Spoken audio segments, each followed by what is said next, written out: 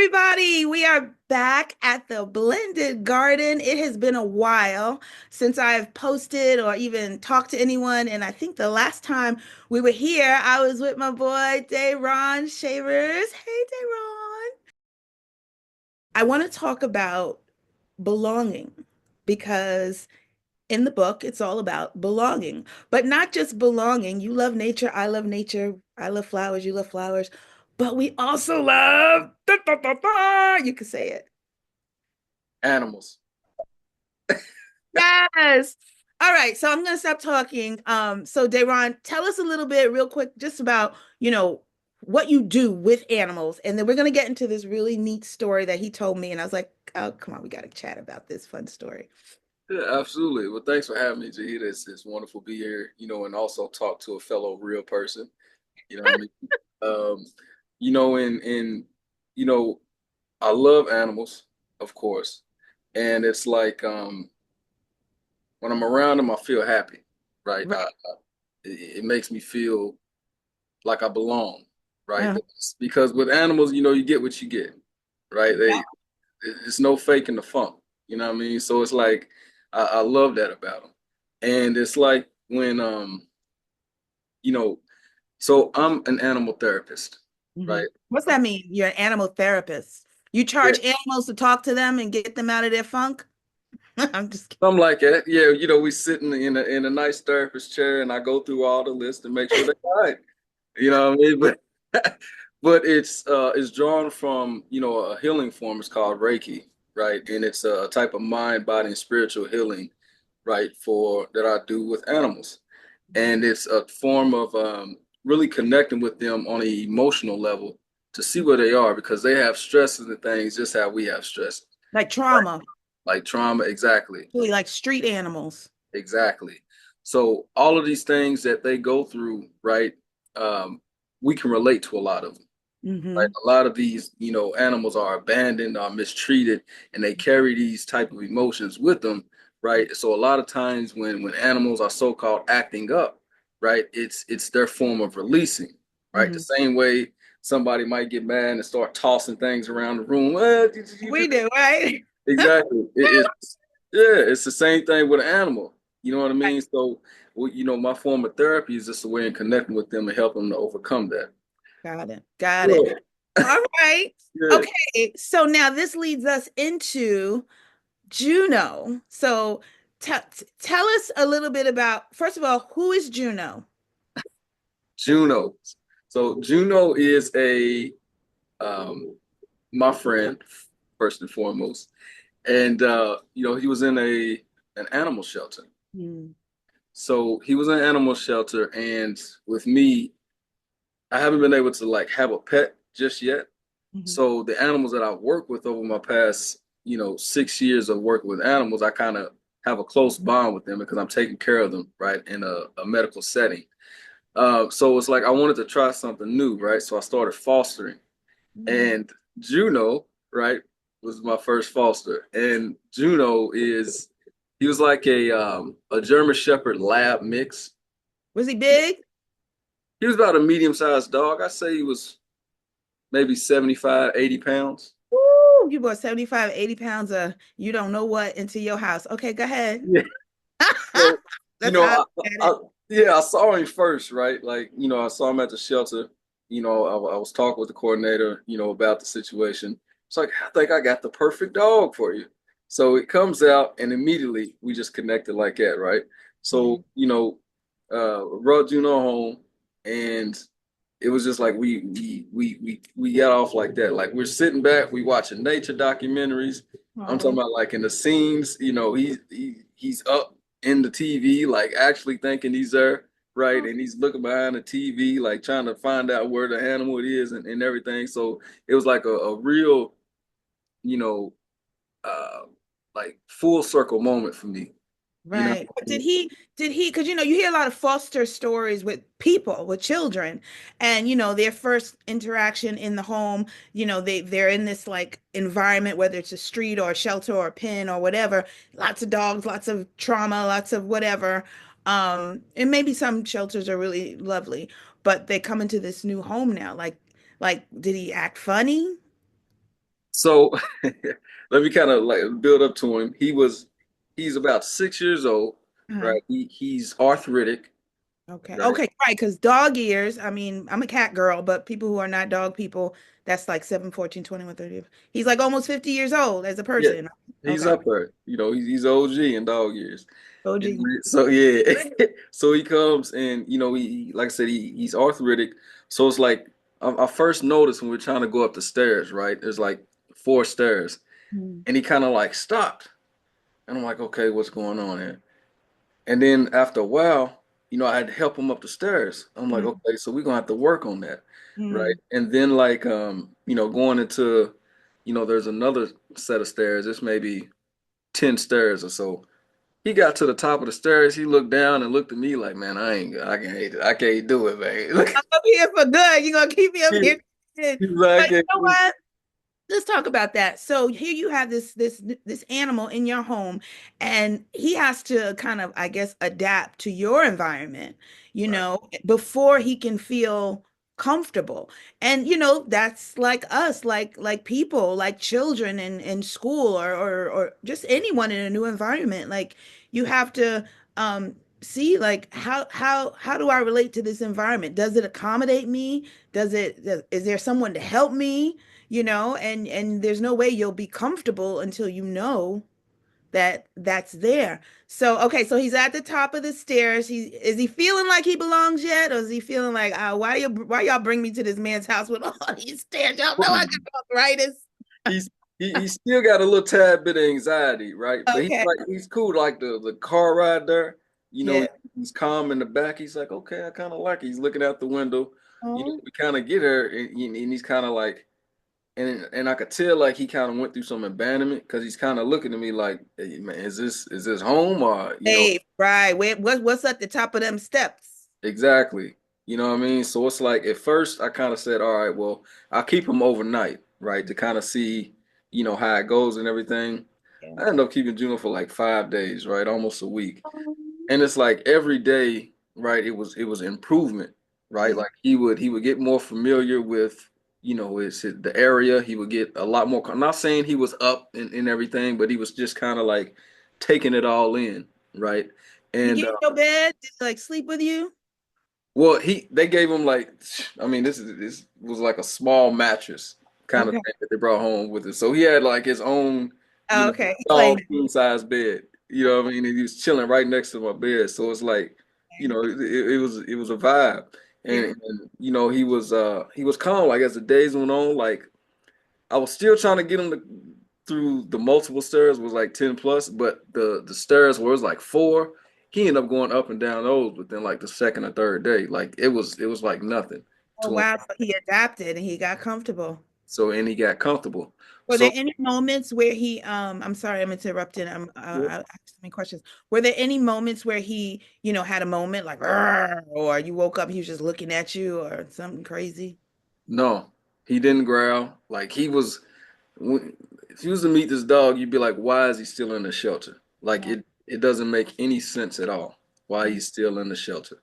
Right. And I think it's just because like he's arthritic, right? He has to take a medication, but he would be the perfect dog for someone that just has a home that's on like a level surface, right? Um, Quiet. Not a it's lot of kids, quiet. probably. I mean, this dog, only time I heard him bark is when he was kind of outside. You know how squirrels and stuff run, and that's the only time I heard him bark. Other than that, if he had to use the bathroom, he would kind of come up to me and kind of nudge me and everything, and it was just like I loved it. It was a great experience, and I hope he finds the perfect home.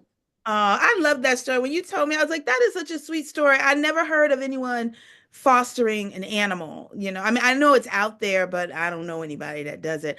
Okay, so you want to hear my dog story? Yeah, First absolutely. of all, I don't like dogs. I've been chased by dogs. My kids have been chased by dogs. I was attacked by a pit bull.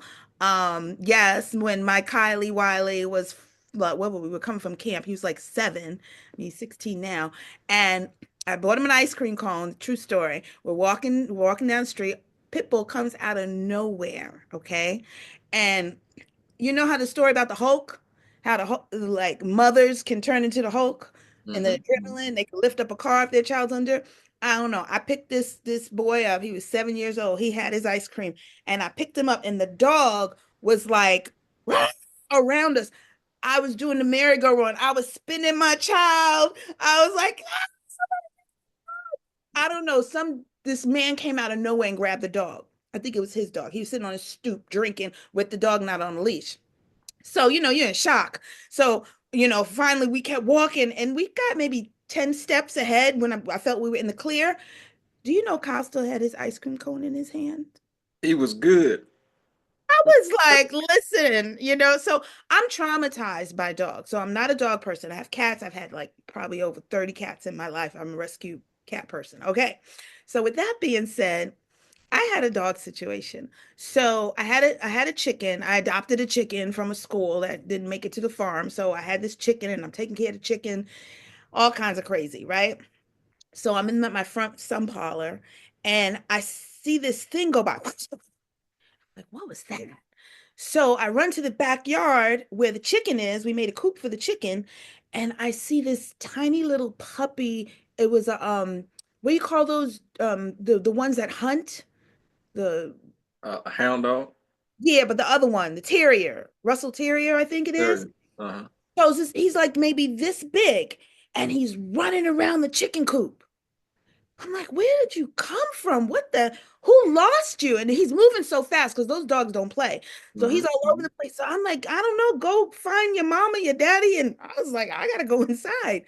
So I went inside and then I saw him again. I'm like, what is going on? So I opened the door. This dog ran in my house like he belonged there, ran in my house, and it's a big house. So he ran all the way to the back and there's a room in the back. The door was open, and my girlfriend was in there, and she was hanging out with another girlfriend, and the dog jumped right in her lap and just sat there. She's loving up on. At the time we were roommates, loving up on the dog. I was like, what is happening? He's home. So fast forward, I'm like, well, I can't put this dog on the street because he wouldn't leave. So I was like, I gotta find the owner. So me and my kids, we put up signs everywhere. No one claimed the dog. I called my girlfriend, who's a dog person. I was like, what do I do? She's like, keep him. I'm like, I don't want no dogs in my house. I want dogs in my kitchen. I don't do none of that stuff. That is not me. But I have a cat all up in my kitchen, Yeah, right? yeah, I kept him and he was I went to bed and I was like, if you think you getting in my bed, no, thank you. You whatever, just go wherever you go. Let me tell you, after a week, that dog was in my bed. I was feeding him in my kitchen, and we kept him, and he became a wonderful part of our family. And then I had to end up giving him away because I ended up having to take care of my mom and all kinds of other stuff.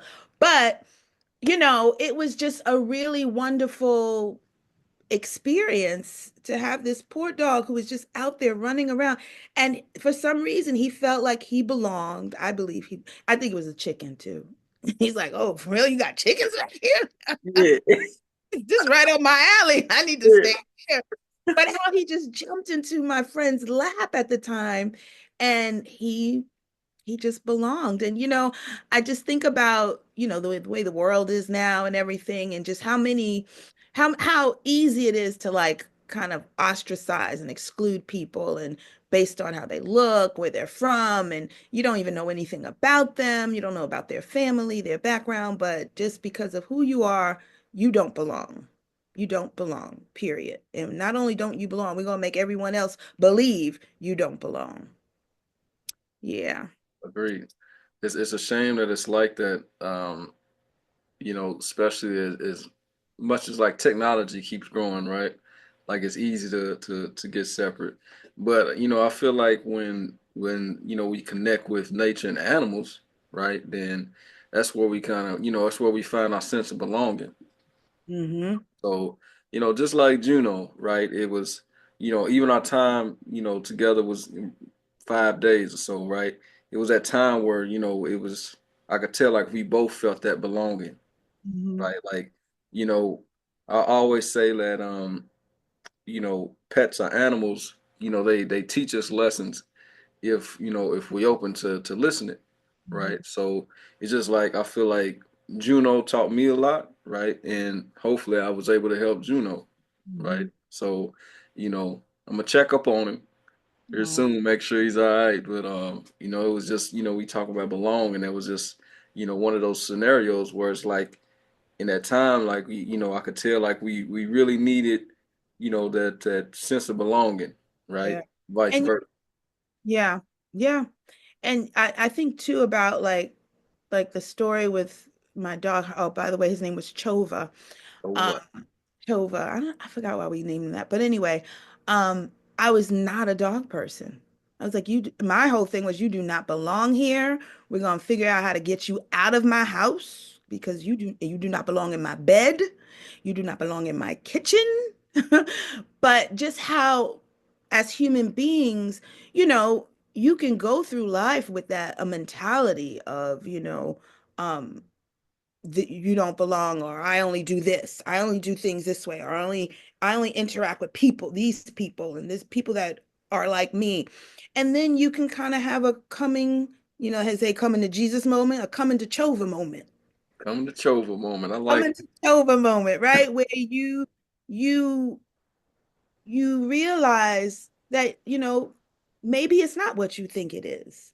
Maybe if you just like, look a little beyond, you can find something that's really beautiful in this animal. And same with people. Maybe if you like just, you know, do something with your eyes, your heart, your mind, your spirit, something, kind of a coming to Chova moment, you right. can see all the beauty that it just like in nature. You're not gonna say, "Oh, I only like roses. I don't like petunias." It's like it's all from the same thing. How do you like not want one and want the other unless you're warped? Something about you is warped, you know? So anyway, I mean, that's really all I just wanted to get on and talk about that story.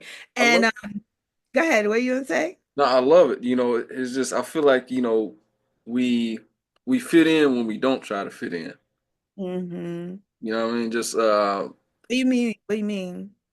yeah, so I feel like when we are our authentic self, right, we able to, connect with people, right, that we may not have been able to connect with in the past, right? Like, for instance, years and years ago, right, could have been an instance where I might have tried to fit in, right? Like try to hide. Like I love animals, right, and things like that. So I was just in different lanes where it wasn't really I wasn't in my purpose, right? Mm-hmm. And then I got to a point where it's like, you know what? I'm gonna just be my authentic self. It is what it is. If you don't like me, you know, I see you. You know what I mean? So it's just like when I started walking into that, I started meeting similar people. I started meeting great people, right? Just started meeting people that, we might not, we didn't look the same, right? We might have not had the same backgrounds, but we all came together, right? And it's like, Purpose, one goal, one purpose, one love, one something that was pulling y'all. Yeah. absolutely. Yeah. So, and with that, we met as well. So this is just proof right here that when you're your authentic self, you attract people that's authentic as well. That's right. Yeah. And the environment again has to be allow you to be your authentic self, because if the environment doesn't allow you to be your authentic self, then you'll never make a connection. Agreed. Right?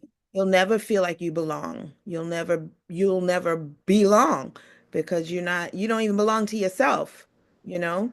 You don't even belong to yourself. So, and I love that, like with Chova, he was his authentic self. He was like, I'm coming in and you Yeah, gonna keep me. I was like, okay. like I'm here. Yeah. I'm here. I'm open. I love it. I love Oh it. gosh. Well, oh, Dayron, thanks for entertaining me, and I hope I entertained you, and I hope we entertain some people, because every time you turn on a computer there's some just crazy, crazy, crazy. And with that being said, in the description below you will see about the musical The Blended Garden, based on the book The Blended Garden, and is going to be one fun, but it is not a children's show. Let me just say that. But it's going to be a lot of music, a lot of flowers, a lot of festive, and touching on a lot of the things that are happening through music and through this script that I created from the book. A lot of metaphors in the book. There's going to be a lot of metaphors here, but in a way that is uplifting and inspiring, because we need it. And hopefully, this little video will inspire some people about animals and flowers and belonging. And if you're not a cat person, you might be a cat person. If you're not a dog person, you might be a dog person, right? You'll have your Amichova moment. All right, well, Dayron, thanks again. Thanks for hanging out in the Blended Garden. And I'll see you on the Graham Horizon and all the other places we meet. Absolutely. Thanks for having me. Make sure y'all check out the Blended Garden.